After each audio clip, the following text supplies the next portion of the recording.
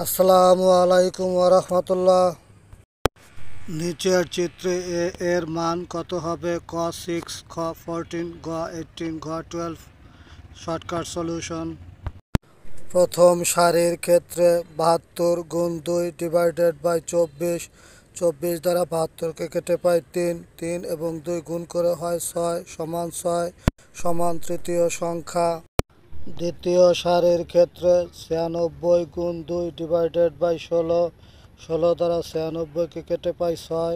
6 এবং 2 গুণ করে হয় 12 সমান 12 সমান তৃতীয় সংখ্যা।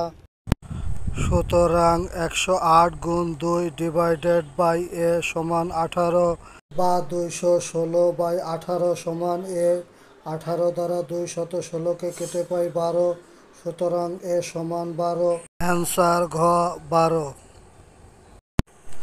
Many thanks for watching this content.